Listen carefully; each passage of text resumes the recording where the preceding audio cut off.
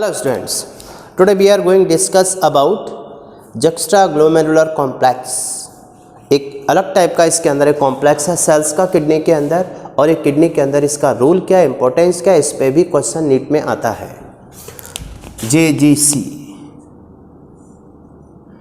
Juxta, JGC means juxta means पास में, juxtaglomerular complex, और इसको JGA भी बोलते हैं। JGA, A means apparatus, JGA और JGC जक्स्ट्राग्लोमेरुलर एपरेटस JGC। तो देखिए, जैसे इसको अपन ने क्या नाम दिया, JGA। A का मतलब यहां पर क्या था, एपरेटस। ठीक है, समझ जाओगे ना। JGC, C माने कॉम्प्लेक्स, A माने एपरेटस। अब देखिए क्या होता है JGC। JGC एक्चुअल में ये क्या होता है, group of sensitive cell. JGC actual में क्या है, ये JGC is the group of sensitive cells. अब सेंसिटिव सेल्स का जो ग्रुप है वो कहाँ पर, close to afferent arteriole and DCT। Sensitive cells close to किसके पास में होता है, close to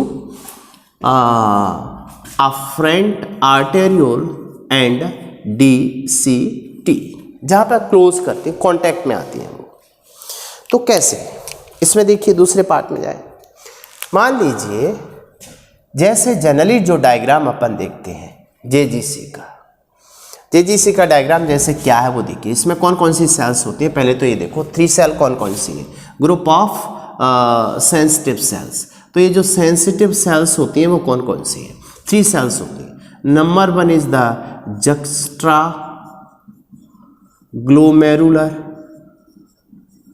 juxtaglomeralar cells of afferent arteriole। Actual में ये अफरेंट आर्टेरियोल की सेल है, और इसमें क्या स्टोर होता है, रेनिन।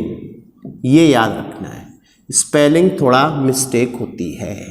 RENNIN ये एंजाइम होता है, और RENIN क्या होता है, एक हार्मोन लाइक सब्सटेंस है।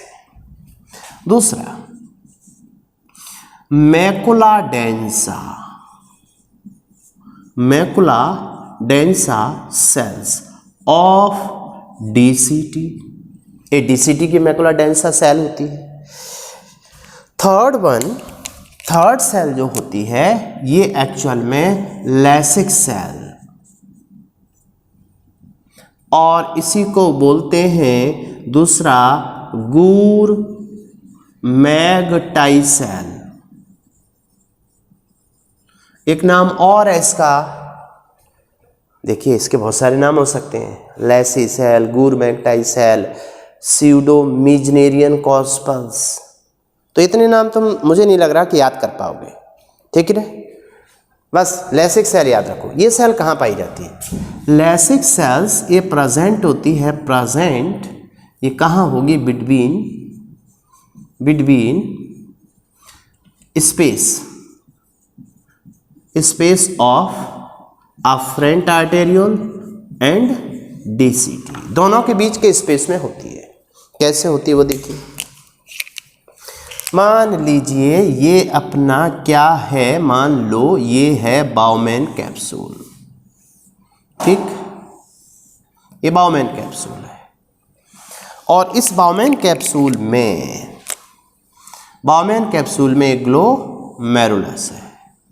ये इफरेंट आर्टेरियोल है, ये इसकी अफरेंट आर्टेरियोल है, ये रीनल आर्टरी है। ठीक है, ये केस अपन पहले देख चुके हैं। ये है इफरेंट आर्टेरियोल, और ये है afferent arteriole. This is the glomerulus. इस ग्लोमेरुलस में क्या होता है, अल्ट्रा फिल्ट्रेशन, ये बात अपन पहले देख चुके हैं। चलो इसको ऐसे जब बनाने की नहीं, मतलब ग्लोमेरुलस है, दैट्स ऑल। इसमें ब्लड भरा हुआ है। अब क्या होता है देखिए, ये जो JGC है, ये तीनों सेल मिलकर के क्या बनाती हैं, JGC। इनका ग्रुप कहलाता है JGC, कॉम्प्लेक्स एपरेटस। ये बेसिकली किसको मेंटेन करता है, JGC का फंक्शन क्या है? JGC का फंक्शन है कि ये सबसे पहले तो जो ग्लोमेरुलर फिल्ट्रेट रेट होती है उसको मेंटेन करके रखता है, मेंटेन ग्लोमेरुलर फिल्ट्रेट रेट। दूसरा इसका जो फंक्शन है वो है हेल्प इन इरिथ्रोपोइसिस का मतलब है RBC के फॉर्मेशन में हेल्प करता है। ये दो मेन फंक्शन है JGC, ये JGC के दो मेन फंक्शन है। ठीक, function of the JGC maintain GFR and help in erythropoiesis. ये दो बड़े इंपॉर्टेंट काम करता है JGC, जो 3 टाइप की सेल्स का ग्रुप होता है। अब देखिए कौन कौन सी है। ये अफरेंट आर्टेरियोल की कुछ सेल्स यहाँ पर थोड़ी बड़ी हो जाती है और इनके साइटोप्लाज्म में क्या स्टोर्ड हो जाता है, रेनिन। तो देखिए ये अफरेंट आर्टेरियोल है, तो नेचुरली है ये सेल कौन सी हुई, जक्स्ट्रा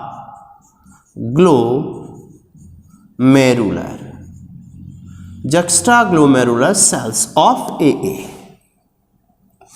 अब यहां पर मान लीजिए ये DCT है, ठीक, ये DCT की सेल्स होते हैं।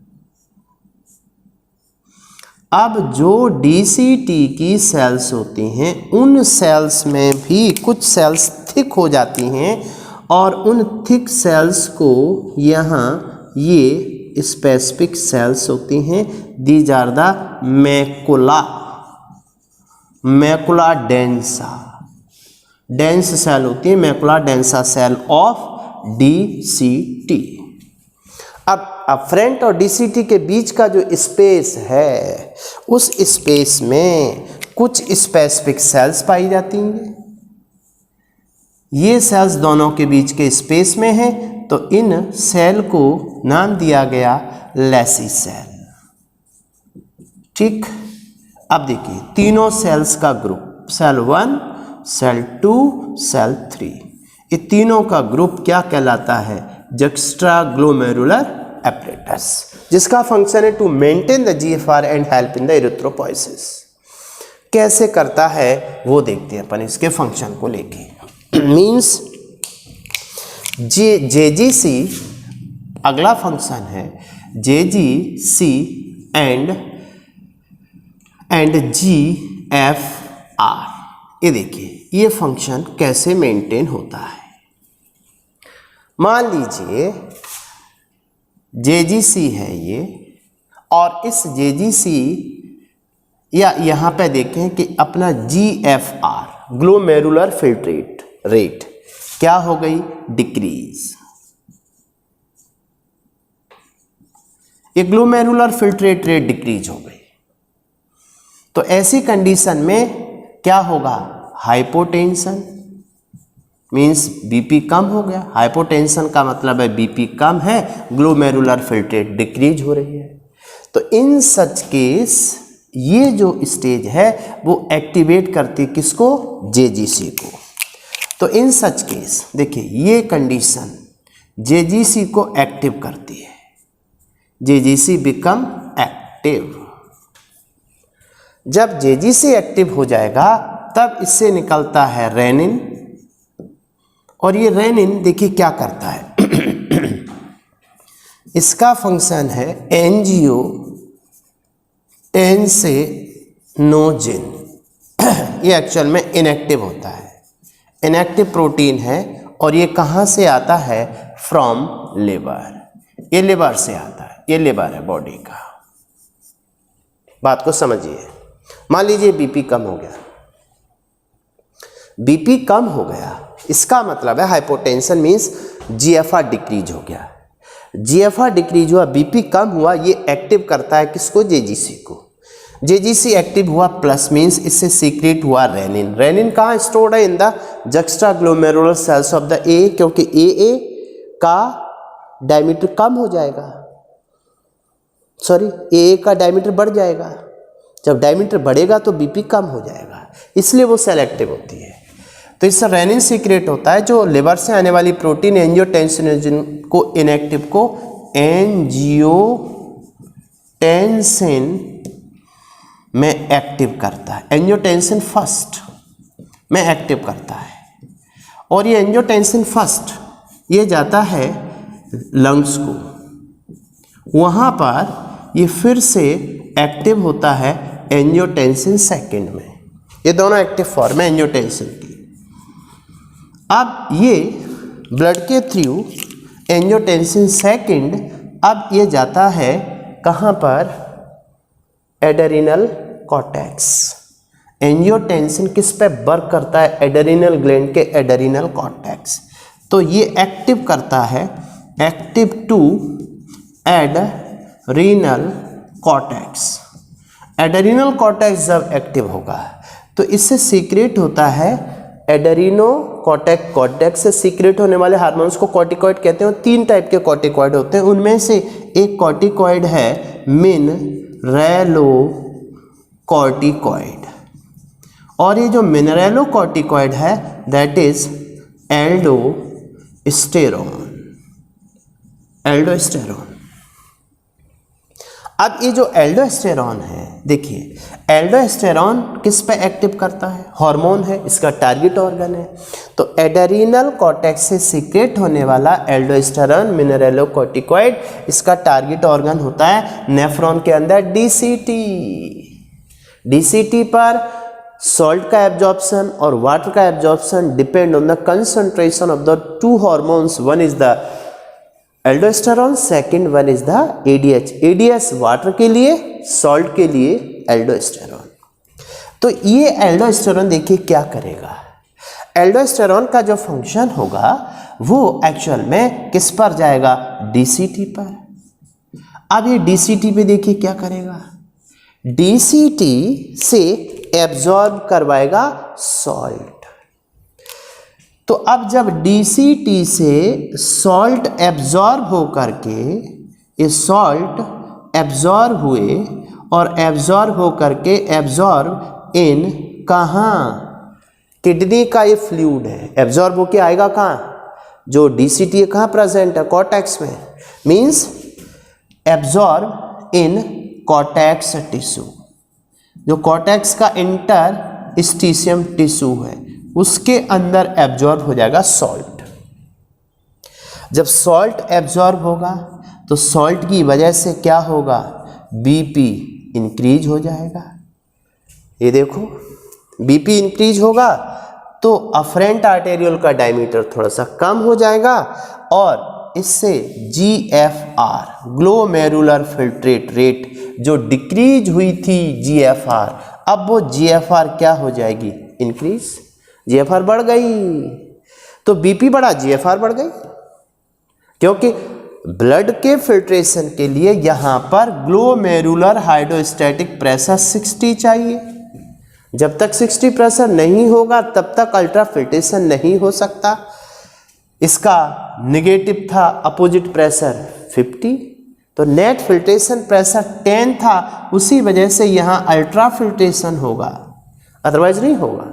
तो उसको मेंटेन करना जरूरी है किडनी के अंदर। ऑटो रेगुलेशन कहते हैं किडनी के इस बीपी रेगुलेशन को। मीन से होता है मायोजेनिक रेगुलेशन, जो सेल्फ कंट्रोल होता है उसे मायोजेनिक कहते हैं। अब ग्लोमेरुलर फिल्ट्रेट रेट इंक्रीज हो गया, अपना काम हो गया, प्रॉपर फिल्ट्रेशन होने लगा। अब प्रॉब्लम यह है कि मान लीजिए जीएफआर बढ़ता गया, मीन्स प्रेशर बढ़ा हुआ है, तो कैसे मेंटेन हो?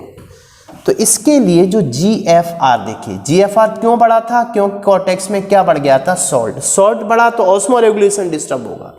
Osmo regulatory centre present in the hypothalamus.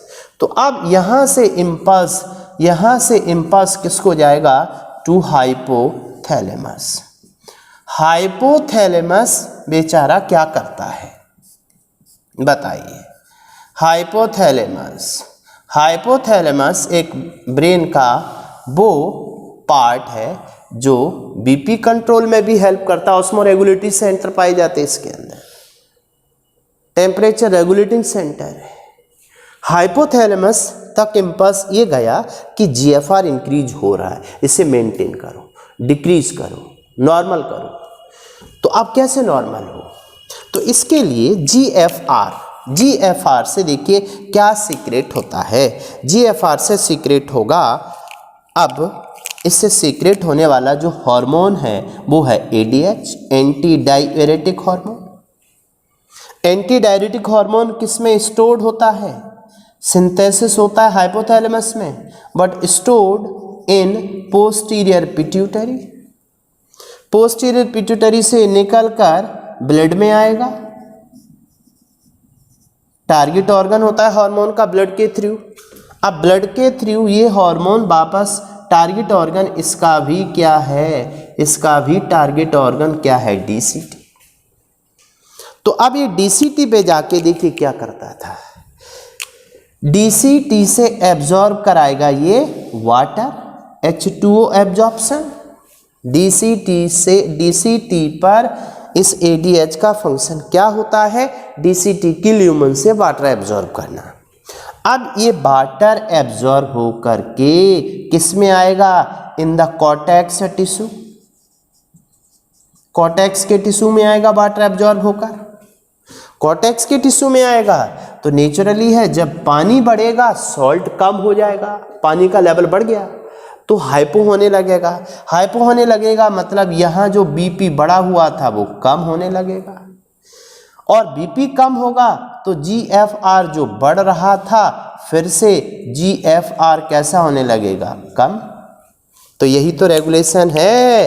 ये देखिए यहाँ पर ये जो रेगुलेशन है बीपी का, दैट इज ऑटो रेगुलेशन। इसी को ऑटो रेगुलेशन कहते हैं किडनी का। Auto regulation of BP inside kidney. Kidney के अंदर बीपी कंट्रोल हो गया। अब इस पूरे सिस्टम में देखिए क्या हो रहा है, जीएफआर एंड जेजीसी। तो इस सिस्टम में देखिए कौन कौन इन्वॉल्व हुआ। रेनिन, आर, ये रेनिन यहाँ का आर है, ये वाला आर है। फिर अगला ए, एंजियोटेंसिनोजिन। अगला इसके बाद ए कौन सा आता है? एल्डोस्टेरॉन। और ये पूरा क्या है? सिस्टम दैट इज कॉल्ड रास। ये देखिए रेनिन, एंजियोटेंसिनोजिन, एल्डोस्टेरॉन मैकेनिज्म किसके लिए होती है? To maintain the blood pressure inside kidney. Very simple. इसमें कितने सब्सटेंस का रोल है? रेनिन का, ये स्पेलिंग याद रखेंगे आप, रेनिन वाली RENIN, not double N. Double N होता है एंजाइम जो स्टमक में होता है कैटल्स में, बट ये क्या है? हार्मोन लाइक सब्सटेंस है। ये कब सीक्रेट होता है? जब बीपी बढ़ता है, सॉरी बीपी कम होता है। कम होता है इसका मतलब जीएफआर कम है। ऐसे में जेजीसी एक्टिव होता है, रेनिन सीक्रेट करता है, वो लिवर से जो ब्लड में प्रोटीन आती है इनएक्टिव प्रोटीन एंजियोटेंसिनोजन को एंजियोटेंसिन फर्स्ट और सेकंड में कन्वर्ट होती है। ये सेकंड कहाँ कन्वर्ट होती है? In lungs. ये लंग्स के अंदर कन्वर्जन होता है इसका। उसके बाद ब्लड के थ्रू ये एक्टिव करती है एड्रेनल कॉर्टेक्स को टू सीक्रेशन ऑफ द मिनरेलोकॉर्टिकॉइड।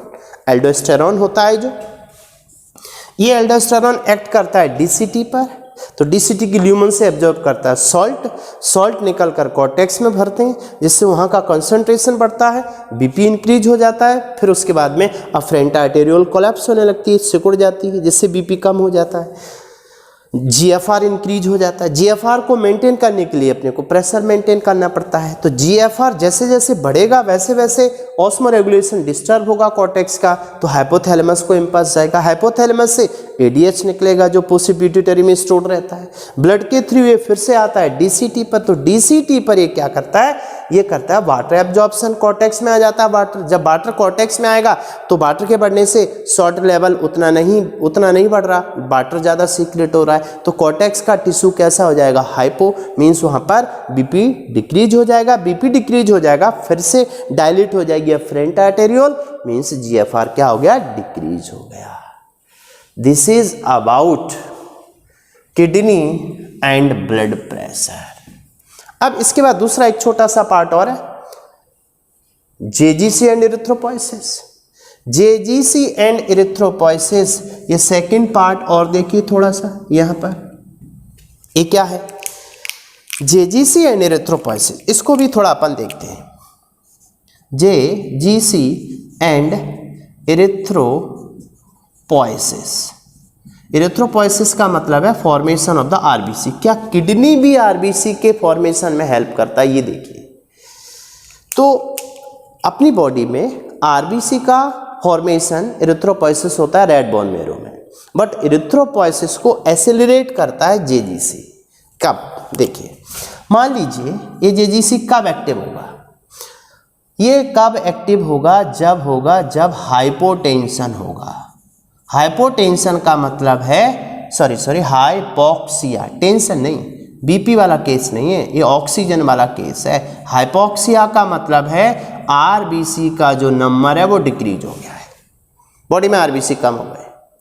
अब इन आरबीसी को बढ़ाने में किडनी कैसे हेल्प करती है, तो हाइपोटेंशन वाले केस में जेजीसी एक्टिव हो जाता है। फिर से बोल रहा हूँ, हाइपोक्सिया मीन्स ऑक्सीजन की कमी, डिफिशियंसी ऑफ द ऑक्सीजन का मतलब है आरबीसी की कमी। इस केस में जेजीसी एक्टिव हुआ, ऐसे में जेजीसी सीक्रेट करता है आरईएफ। आरईएफ का मतलब है, बोलो, आर माने किडनी, रीनल मीन्स इसका फुल नेम क्या होगा, रीनल इरिथ्रोपोइटिक फैक्टर, आरईएफ। अब ये आरईएफ क्या करता है, आरईएफ एक्चुअल में ये आरईएफ यहाँ पर ये एक्चुअल में देखिए क्या करेगा, आरईएफ ये ब्लड के अंदर आया पहले तो। अब ब्लड में एक प्रोटीन होती है जो लिवर से आती है, लिवर से आने वाली प्रोटीन ग्लोब्यूलिन। तो ग्लोब्यूलिन प्लस आरईएफ ये दोनों मिलकर, ध्यान देना, ग्लोब्यूलिन प्लस आरईएफ ये दोनों मिलकर आगे क्या बनाते हैं, ये बनाते हैं सिंथेसिस ऑफ इरिथ्रोपोइटिन। ये तुम्हारी नीट में आया हुआ क्वेश्चन है, synthesis of erythropoietin, synthesis of erythropoietin. अब ये इरिथ्रोपोइटिन क्या करेगा, इरिथ्रोपोइटिन अब ये एक्टिव करता है आगे, एक्टिवेट टू हीमोसाइटोब्लास्ट। ये हीमोसाइटोब्लास्ट क्या है, haemocytoblast is the parent cell of RBC. ये एक्चुअल में क्या है, parent cell of RBC. RBC बनाने वाली पेरेंट सेल है in red bone marrow. Red bone marrow के अंदर देखिए क्या हुआ होगा, जब बॉडी में ऑक्सीजन की कमी हो रही होगी, इसका मतलब आरबीसी कम है।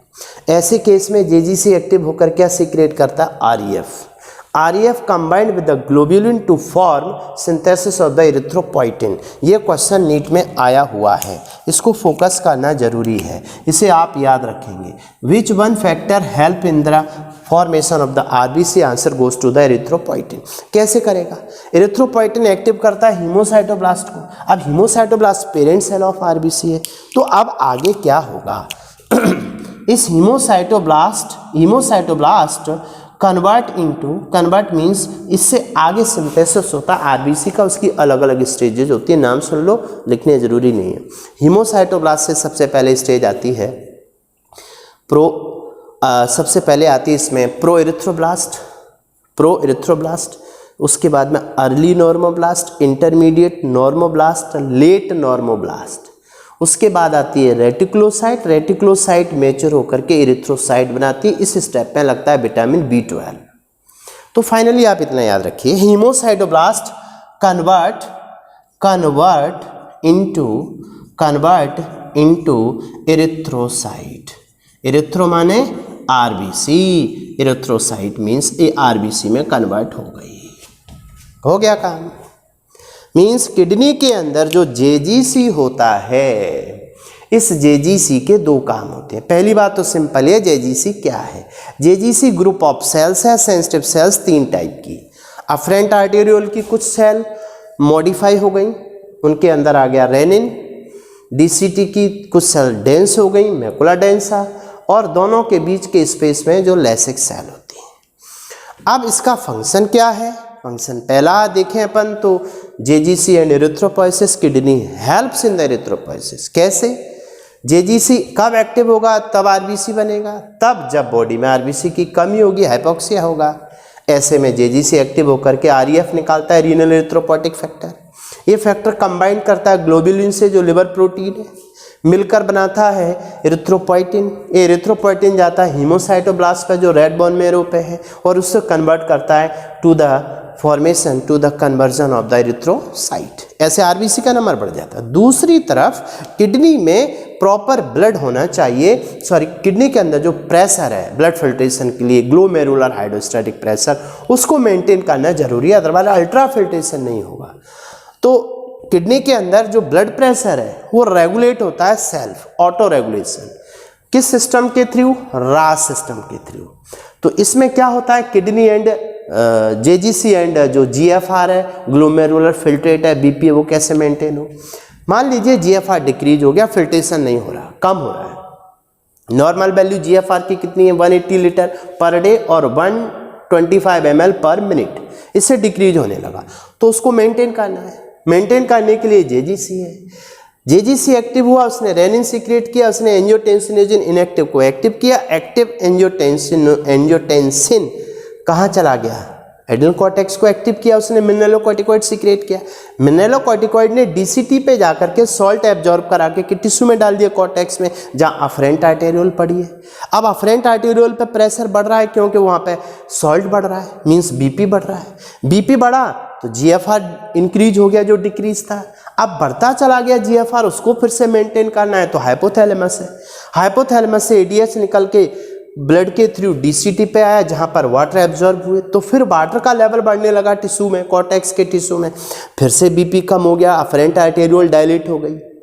उसके बाद, क्योंकि अफरेंट आर्टेरियोल ही तो ब्लड सप्लाई करती है ग्लोमेरुलस को, जब बीपी डिक्रीज होने लगेगा तो जीएफआर फिर से डिक्रीज हो जाएगा। मीन्स एनी हाउ जीएफआर को न तो डिक्रीज होने दिया जाता है, ना डिक्रीज होने दिया जाता है, ना इंक्रीज होने दिया जाता है। इट मीन्स बीपी को कंट्रोल किया जाता है by the renin angiotensin aldosterone system के through. Very simple. Next lecture में आगे डिसऑर्डर की बात करेंगे।